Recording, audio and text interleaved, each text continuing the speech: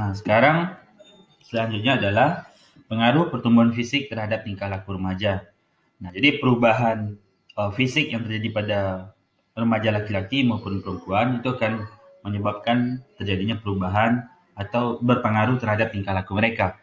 Pertama, ingin menyendiri. Nah, kenapa ingin menyendiri? Karena adanya perubahan-perubahan yang terjadi pada tubuh remaja, baik itu remaja laki-laki maupun perempuan. Seperti contoh, ada suara yang membesar pada laki-laki, kemudian pada perempuan mulai tumbuhnya atau mulai membesarnya bagian-bagian tertentu pada bagian tubuh. Situasi tersebut, jika mereka tidak mendapatkan pemahaman yang tepat terhadap perkembangan yang terjadi, maka itu akan menyebabkan atau akan berpengaruh terhadap tingkah laku sosial remaja. Salah satunya adalah ingin menyendiri. Kemudian bosan, kemudian ada inkoordinasi, antagonis sosial, hilangnya kepercayaan diri. Maksud di sini adalah karena mereka kurang mendapatkan pemahaman tentang informasi perkembangan atau pertumbuhan fisik pada masa remaja, maka perubahan-perubahan tersebut menyebabkan mereka kurang merasa percaya diri. Contoh, ada yang pada remaja laki-laki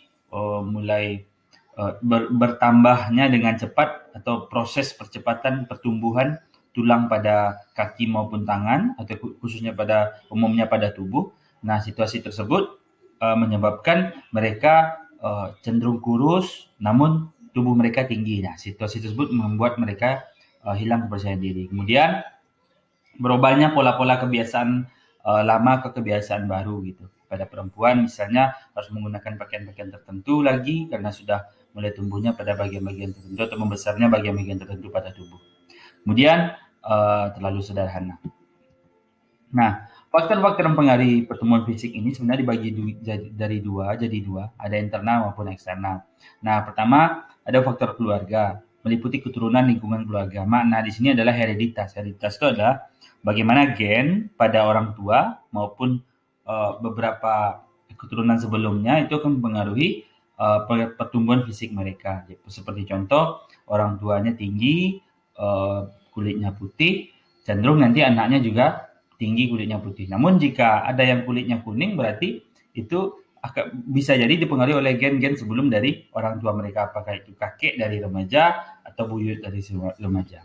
Karena salah satu teori perkembangan menjelaskan bahwa 7 turunan itu akan masih mempengaruhi perkembangan dari salah sebuah sel gitu atau keturunan. Kemudian faktor gizi yang erat kaitannya dengan kondisi sosial ekonomi, faktor emosional yang berkaitan dengan gangguan emosional yang dialami selama proses perkembangan, faktor jenis kelamin di mana laki-laki cenderung memiliki ukuran tubuh lebih tinggi dan kuat dibandingkan perempuan. Kemudian kesehatan fisik dan kecerdasan.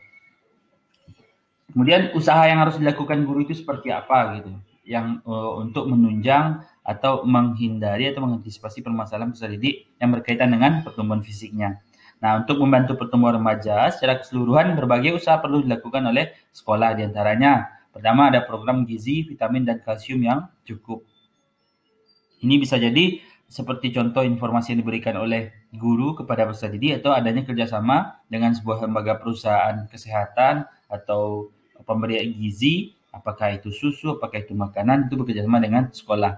Kemudian program olahraga yang berorientasi pada pertumbuhan remaja. Seperti contoh, pada sekolah menengah atas adanya kegiatan pengembangan diri, biasanya itu dikoordinatori oleh guru bimbingan dan konseling. Nah, jadi adanya program olahraga atau berbagai macam ekskul itu akan membantu remaja untuk melepaskan keinginan rasa depresi mungkin, atau remaja laki-laki khususnya yang memiliki kekuatan yang berlebih, maka selama pertumbuhan itu akan dilepaskan pada kegiatan olahraga atau kegiatan ekskul yang lainnya. Gitu. Kemudian hindari gangguan yang keliru.